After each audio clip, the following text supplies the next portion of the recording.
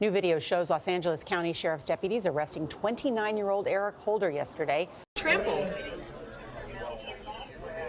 Nobody else does it. We have brought you previous reports of Nipsey Hussle, his unfortunate passing, and his philanthropy that he has given back to his neighborhood of Crenshaw and Hyde Park. And now his killer is in custody. According to reports, Eric Holder, the alleged killer of the beloved rapper and community builder Nipsey Hussle, who was murdered on Sunday, is being held away from the general population out of fear for Holder's life. Yes, oh, the absolute irony in this entire case. A man who murdered someone, an activist, a community organizer, a civilian of Los Angeles, and neighborhood friend of Crenshaw is being protected for killing someone dead in the street. TMZ learned through their sources that Holder is currently being held in solitary confinement. He's going to be there a very, very long minute because reports were that his bail was set at over $7 million. And today,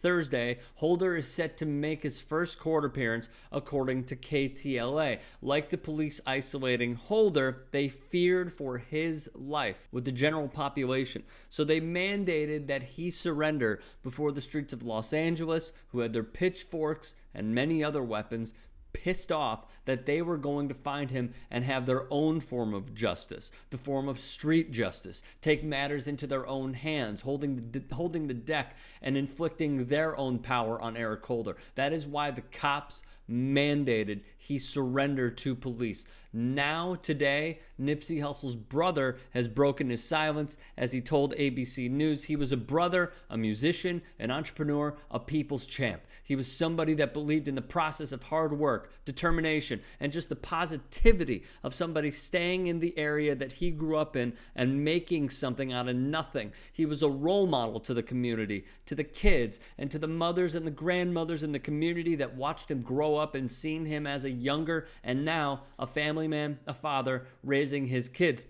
People always asked him, why do you have something in this area? Why don't you leave and do something else? His brother told ABC News, but he was murdered while he was in a parking lot hanging out, selling CDs, and that's the area that he felt attached to and did everything in the area and ended up buying a lot and rehabilitating, opening up businesses, and just became a landmark for everybody. So why does this hurt so much? Why are people taking to social media? Why are murals going up? Why does this hurt so much? Because as Nipsey's brother just pointed out to ABC News, all he wanted to do was better society, and it started with his own neighborhood. He owned Marathon Clothing in the Hyde Park neighborhood, the same area where Holder approached Nipsey. He owned Vector 90, an inner-city co-working space for entrepreneurs and creatives dedicated to calling attention to the lack of diversity in the science, technology, engineering, and mathematics fields and serving as a conduit between underrepresented groups and corporate partners in Silicon Valley and beyond. Steve's Barbershop, Elite Human Hair, Wireless Connection, restaurants, a Fat Burger partnership, his own record label. He was set to meet with the police chief of Los Angeles to discuss initiatives in an effort to cease gang violence. Martin Luther King would once say, man must evolve for all human conflict, a method which rejects revenge, aggression, and retaliation. The foundation of such a method is love. I have said it before, and I will say it again. The greatest methodologies to carrying on a true and authentic legacy like Nipsey Hussle's is not just streaming, not just shopping at Marathon Clothing, but investing back into these lower income communities. The same ones Colin Kaepernick knelt for and then was exiled from the National Football League for,